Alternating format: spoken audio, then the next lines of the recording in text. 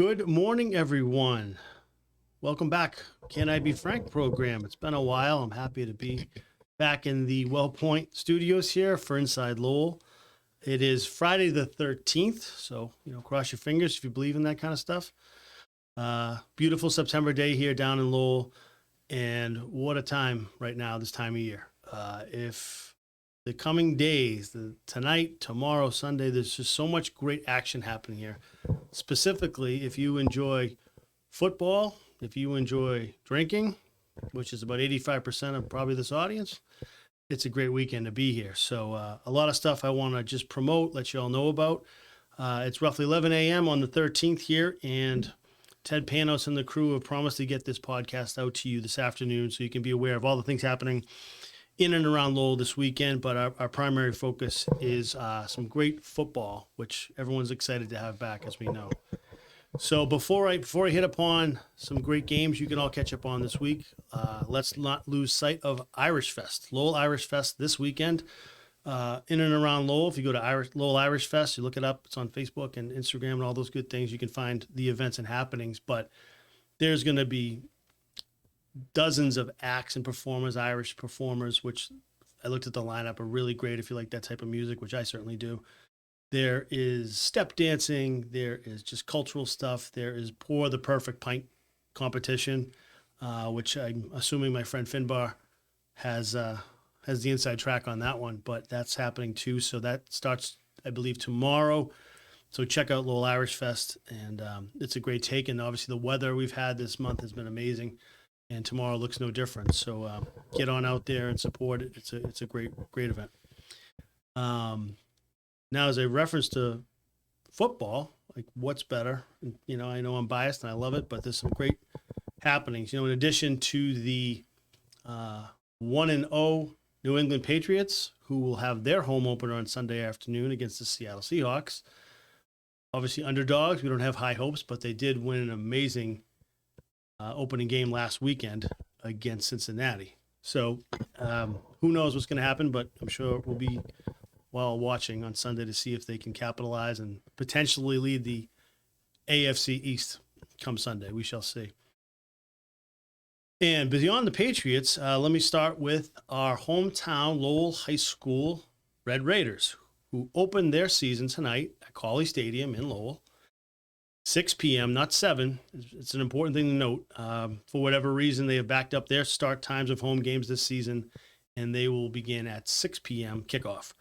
I know it's going to be exciting. Hope the fans all come out. Hope all the kids come out. I hope you Lowell High kids get out there and support. It's important. Obviously, they're starting another season with Coach Scott Boyle, who was here years back.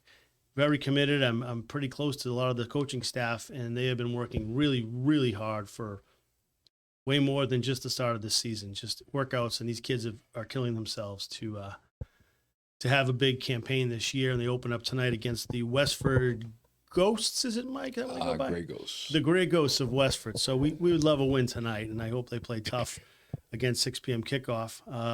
Couple of side notes to that.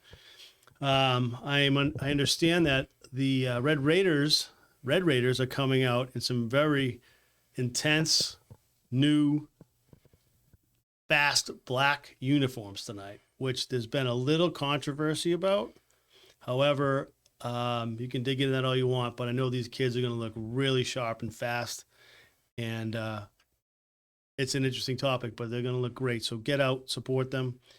And also, I was kind of coming with a name for three of their top players. I'm calling them the 3 C's: Casey, Christensen, and Conley. Receivers, quarterback. They're the superstars of this team. So I was looking for some kind of cool ESPN-y type name for those kids. So I'm wishing them well. I know young Mr. Ryan Conley is a questionable call, but we shall see. It's going to be a great night. So get on out. Cawley Stadium, 6 p.m., Lowell High versus Westford Academy. And tomorrow night, there is an equally exciting event also at Cawley Stadium. For those of you not aware, Lowell has a semi-professional football team known as the Mill City Eagles. My guest today, we're going to speak about this whole thing, give you the stats. They've had a 10-1 season, and they have a playoff game tomorrow night at Cawley Stadium. at 7 p.m., Mike? Correct. 7 p.m. I'm going to turn it over to Mike in a second here. He's the head coach.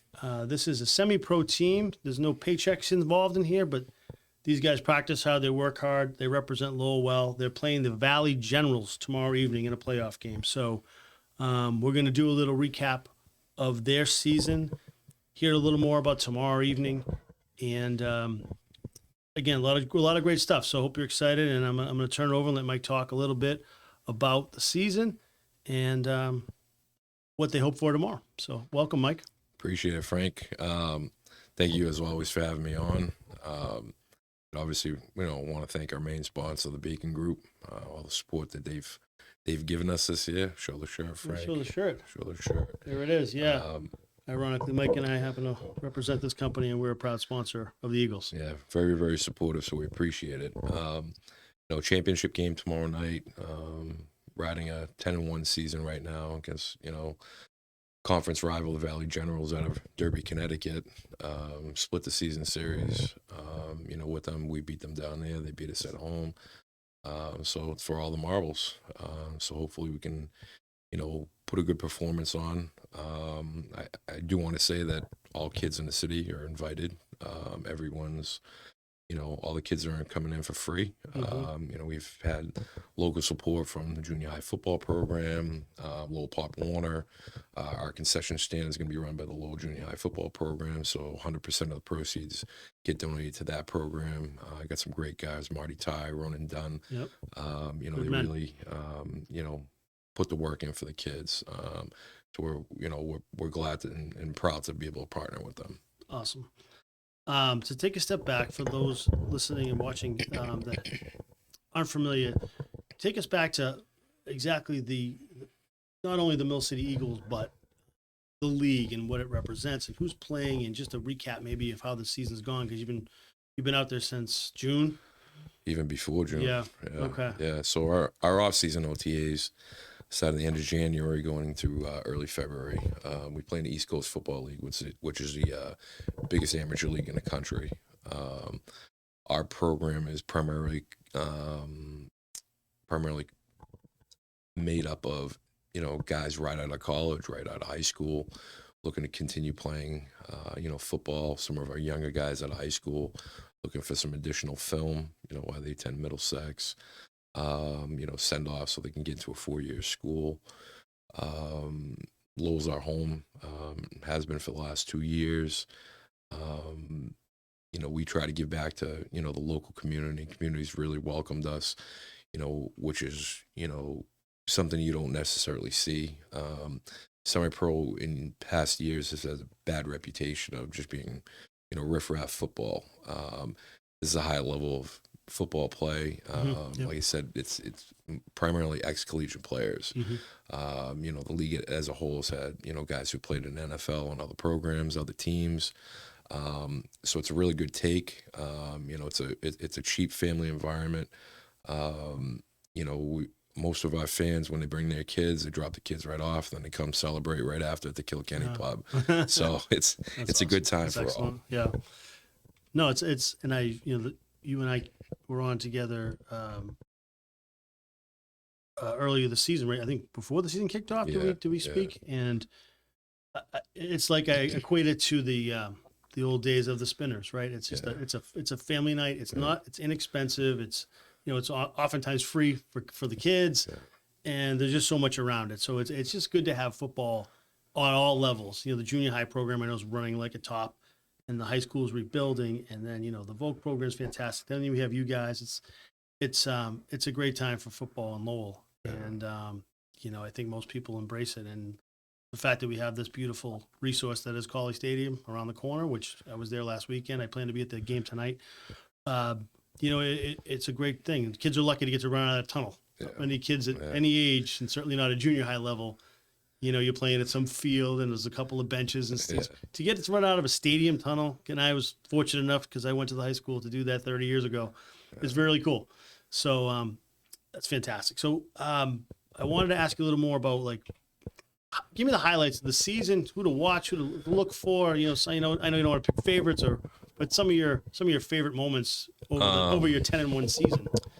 I think my favorite moment of the season would be week 10, which was our last regular season game.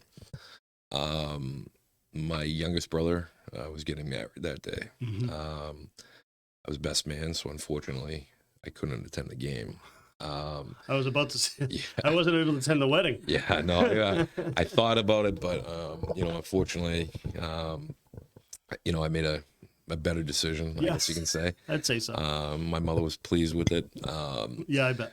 But the guys went up to St. Anselm College, played against Granite State Destroyers out of Manchester, New Hampshire, and then they ended up winning the game. I think it was like 40-6.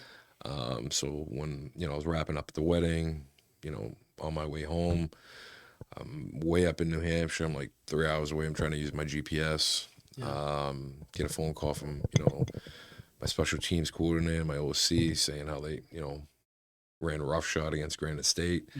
Talked to him for a good half hour on the ride home. Ended up an additional hour north. Try to find 93. It's not going to follow the GPS. But it was well worth it. So that was probably my highlight. It just goes to show, the preparation that the guys put in. Not only just the players, but the assistant coaching staff. Sure. They had a game plan. Even with me not there, I call the defense. My special teams coordinator Jared Natola, who's a LC alum who used to play football for me over there. He took the reins and he did a phenomenal job. And I'm so proud of him for that. In terms of like players to watch, obviously I have some stats, but a big stat that stands out to me is our quarterback, Calvin Boudreau. Now this is in him playing in 11 games, which includes our semifinal game last week. So he's 121 completions, out of 173 attempts, 2,271 passing yards, 29 touchdowns, 5 interceptions. That's 11 game span. Ran for 3 2-point conversions, rushed for 486 yards, 5 more touchdowns on the ground, and an additional 2-point conversion rush. Oh, that's 11 games. Those are some serious stats. Yeah, serious so stats. That's another ex-college player out of Curry College. Yep. He's come on, really led the way. We've had a balanced attack. Some of our top receivers, Brandon Frost, 43 receptions, 779 yards, 10 touchdowns, 2 2-point conversions, 8 kickoff returns for 139 yards.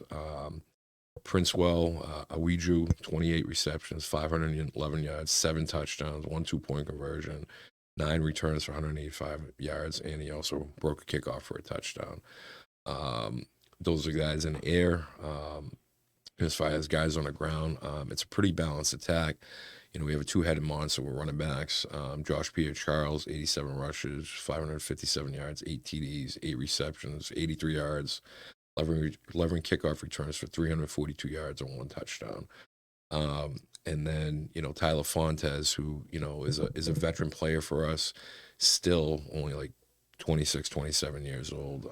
Played for us a few years ago, blew out his knee completely, came back, 34 rushes, 308 yards, 5 touchdowns, 4 receptions for 38 yards. And the kids, just seeing him this past weekend, he's back. I said that to him he broke like a 60-yard touchdown run, comes off the field, doesn't celebrate, just, a little smirk on his face. I said, Ty, you back. He goes, yep, you can count on me. So those would be our offensive guys. Defensively, we have 3 guys with over 55 tackles. We have another 2 guys pushing 48, 49 tackles. Defense is pretty much led by, our captain, Mike Melanson, 56 total tackles. 2 new players, ex-college players as well. Travis Byers, 59 total tackles. Derek Kaplan, 59 total tackles. It's spread out. Mark Federico, 6 interceptions. Alex Eleni, 4 interceptions this year. It's pretty well balanced, on the defensive side. They all stand out to me.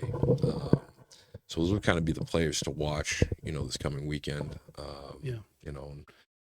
Well, who keeps all these stats, Mike? Jeez, that's pretty good. Yeah, so we have Huddle, so Okay. all our stuff gets inputted. Yeah.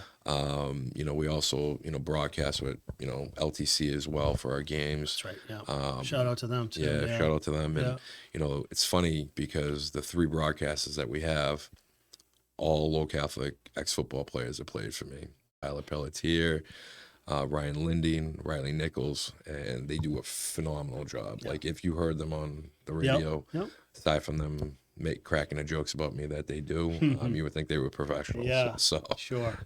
Now, if for those that can't get out to Cawley tomorrow night, are there other ways to watch the game? yeah, the game's going to be live streamed through the East Coast Football League website. Okay. We'll have rebroadcasts on LTC as well.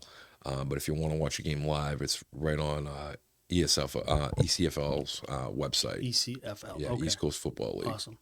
And then obviously you can catch all your stuff. I know you guys do a great job with your social media campaign, so you can get all the updates and things like that.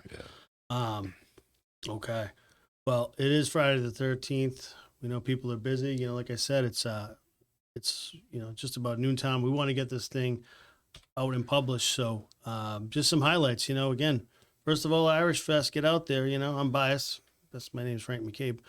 But Irish Fest is a great take in the city. And while you're around in and about the city, you have this amazing event tomorrow night, Mill City Eagles versus the Valley Generals. It's a playoff game, semi-pro football, high level. It's really exciting. 7 p.m. at Cawley.